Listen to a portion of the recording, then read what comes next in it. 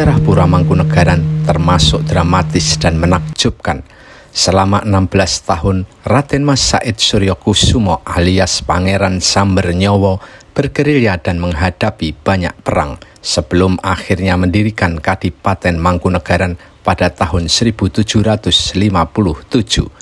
Setelah itu, Pura Mangkunegaran berkembang begitu maju, bahkan meski hanya Kadipaten, Mangkunegaran eksis layaknya kerajaan dan memberi banyak pengaruh dalam peradaban dan kebudayaan. Berikut 7 fakta menakjubkan dalam sejarah Mangkunegaran.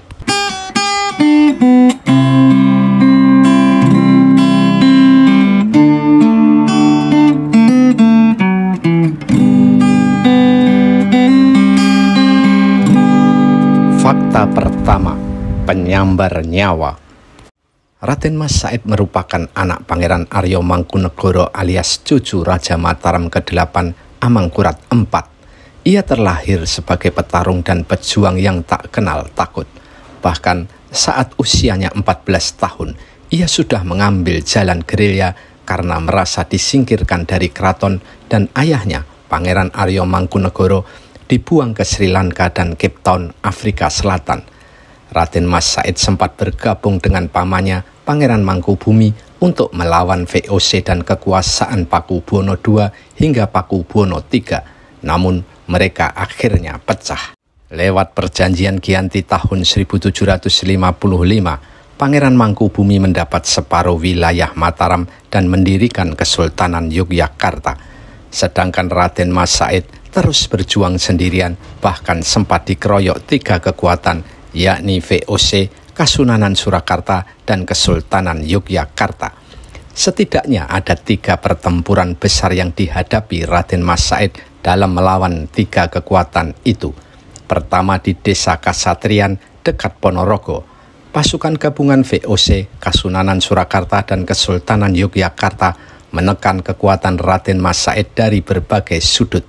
Namun, pasukan Pangeran Sambernyowo sulit ditaklukkan, bahkan membuat 3 kekuatan itu kewalahan. Pihak Raden Mas Said hanya kehilangan nyawa 3 orang, sedangkan koalisi VOC, Kasunanan Surakarta, dan Kesultanan Yogyakarta justru kehilangan 600 nyawa pasukannya. Pertempuran kedua terjadi di hutan Sito Kepyak, selatan Rembang pada tahun 1756. Pasukan VOC yang dipimpin Kapten Van der Pol tak berdaya dan dipaksa kalah. Kapten Van der Pol bahkan tewas dalam pertempuran itu. Pertempuran besar ketiga terjadi pada tahun 1757. Kali ini, dengan percaya diri, Raden Mas Said mengambil inisiatif menyerang benteng Vredenburg di Yogyakarta dan Keraton Yogyakarta dan mengakibatkan kerugian besar bagi VOC maupun Kesultanan Yogyakarta. VOC dan Kesultanan Yogyakarta sampai membuat sayembara untuk membunuh Raden Mas Said. VOC menjanjikan hadiah 500 real dan jabatan bupati kepada siapapun yang bisa membunuh Raden Mas Said. Sedangkan Sultan Hamengkubuwono I siap memberi hadiah 1000 real. Namun tak ada yang mampu memenangkan sayembara itu. Berani pun tidak. Reputasi Raden Mas Said dalam berperang memang mengagumkan, menakutkan siapa saja. Gubernur VOC wilayah Laut Utara yang baru, Nicholas Harting, sampai menjulukinya Pangeran Sambernyowo, sebab setiap pertempuran Raden Mas Said menyebabkan banyak korban jiwa. Sejak itu, Raden Mas Said populer dengan julukan Pangeran Sambernyowo. Karena perang melawan Pangeran Sambernyowo mengakibatkan banyak korban jiwa dan harta, VOC mendesak Sultan Hamengkubuwono I dan Sunan Pakubuwono III untuk berunding dengan Raden Mas Said. Raden Mas Said pun bersedia berunding dengan 3 kekuatan itu. Maka diadakanlah perjanjian di Solotigo pada 17 Maret 1757. Perjanjian itulah awal berdirinya Pura Mangkunegaran yang eksis sampai sekarang di wilayah Banjarsari, Surakarta. Raden Mas Said menjadi pemimpin Pura Mangkunegaran pertama dengan gelar Kanjeng Gusti Pangeran Adipati Arya Mangkunegara I. Wilayah Pura Mangkunegaran adalah Surakarta bagian utara, Kabupaten Karanganyar, Kabupaten Wonogiri, dan sebagian Wonosari. Fakta kedua, tentara profesional. Cucu Raden Mas Said, Raden Mas Sulomo, menjadi penerus tahta dan menjadi Mangkunegoro II. Ia berkuasa dari tahun 1796 sampai 1835. Di masanya, ia membuat gebrakan di bidang pertahanan yang menggetarkan.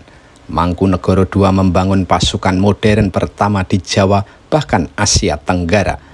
Pasukan inilah yang kemudian diberi nama Legiun Mangkunegaran pada tahun 1808. Pasukan ini meniru Grande Army milik Prancis di bawah Napoleon Bonaparte. Sejak tanggal 29 Juli 1808, Legiun Mangkunegaran dimasukkan ke dalam tentara gabungan Prancis, Belanda, Jawa. Tugas utama mereka adalah melawan Inggris yang bersaing dengan Prancis dalam ekspansi internasionalnya. Legiun Mangkunegaran memiliki 800 tentara infanteri, 100 jaggers, 200 kavaleri, dan 500 artileri.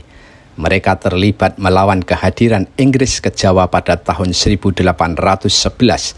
Setelah Inggris menang, Legiun Mangkunegaran pernah bergabung dengan pasukan Inggris dan Sepoy untuk menyerbu Keraton Yogyakarta pada Juni 1812 yang disebut Geger Sepehi. Legiun Mangkunegaran pernah menyerang Kesultanan Aceh pada tahun 1873, menumpas bajak laut di Bangka pada tahun 1919 sampai 1920, melawan radikalisme agama dan melawan kehadiran Jepang ke Indonesia pada tahun 1942. Fakta ketiga, perintis perkebunan modern di Jawa. Kejayaan ekonomi Pura Mangkunegaran terjadi pada pemerintahan Mangkunegoro IV yang berkuasa dari tahun 1853 sampai 1881. Pemerintahannya melahirkan tonggak sejarah signifikan bagi Pura Mangkunegaran. Ia mendirikan pabrik gula Colomadu dan Tasik Madu, merespons tren gula sebagai komoditi primadona dunia.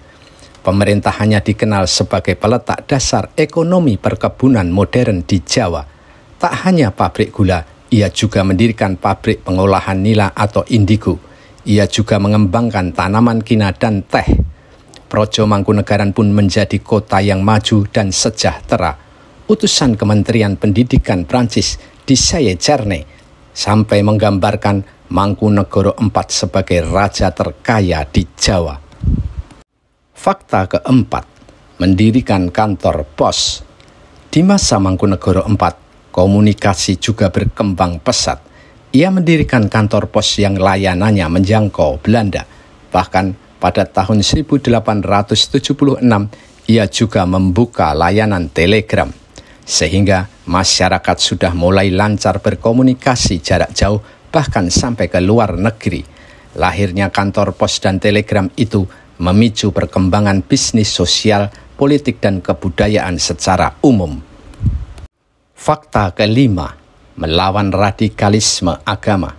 Pada masa kekuasaan Mangkunegoro V dari tahun 1881 sampai 1896, muncul gerakan radikalisme agama di Surakarta yang dipimpin Iman Sampurno. Gerakan ini muncul sekitar tahun 1888. Iman Sampurno merupakan jebolan pesantren Haji Muhammad Saleh. Ketika sudah berkeluarga, ia menggarap tanah kerabat Pura Mangkunegaran Kanjeng Pangeran Haryo Gondo Suputro di Girilayu, Karanganyar. Di sana, ia juga menjabat sebagai ketip atau pemuka agama. Ia sering tidur di makam Mangkunegoro IV dan mengembara untuk bertapa atau belajar spiritualisme. Sepulang dari bertapa di Alas Tuwo, penampilannya berubah.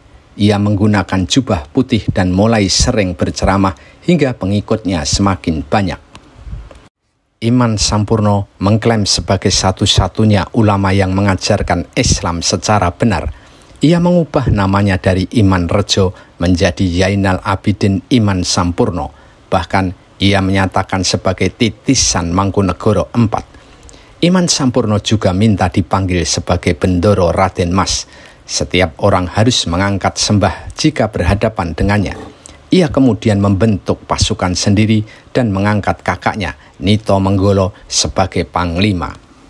Pada 11 Oktober 1888, sekitar 80 pasukan yang dipimpin Iman Sampurno menduduki pesanggerahan Sri Katon di Tawangmangu milik Pura Mangkunegaran.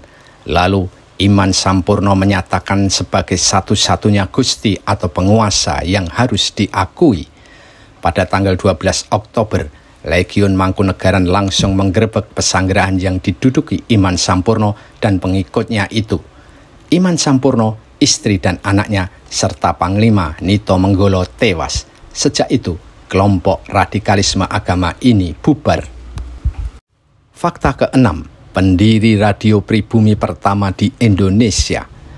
Mangkunegoro VII yang berkuasa dari tahun 1916 sampai 1944 memiliki wawasan luas. Ia pernah kuliah di Leiden, Belanda. Mangkunegoro VII juga berwawasan nasional, bahkan menjadi tokoh pergerakan Budi Utomo. Ia juga menjadi penasihat organisasi pelajar Young Java. Gebrakan terbesarnya adalah memprakarsai berdirinya radio pribumi pertama di Indonesia pada tahun 1933. Radio itu bernama SRV atau Solose Radio Vereniging. Radio ini menyiarkan program-program berbahasa Jawa.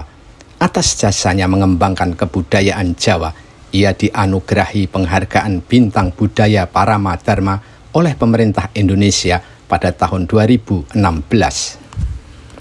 Fakta ke-7, bergabung dengan NKRI dan Daerah Istimewa Surakarta. Di masa Mangkunegoro VIII yang berkuasa dari tahun 1944 sampai 1987, Indonesia dalam transisi dari masa kolonial ke masa kemerdekaan. Mangkunegoro VIII melakukan tindakan yang bersejarah.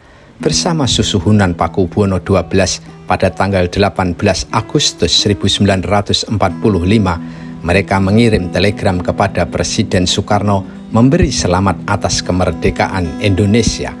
Lalu pada 1 September 1945, Mangkunegoro VIII dan Pakubuwono XII mengeluarkan maklumat dukungan berdiri di belakang Negara Kesatuan Republik Indonesia. Bersama Kasunanan Surakarta, Projo Mangkunegaran sempat mendapat status istimewa dalam Daerah Istimewa Surakarta. Namun, karena konflik sosial, keistimewaan Surakarta dibekukan. Melalui surat keputusan Menteri Dalam Negeri nomor FX3-13-13-1950 tertanggal 3 Maret 1950, pemerintahan Kasunanan Surakarta dan Mangkunegaran dibekukan dan hanya terbatas pada pemerintahan di dalam keraton saja.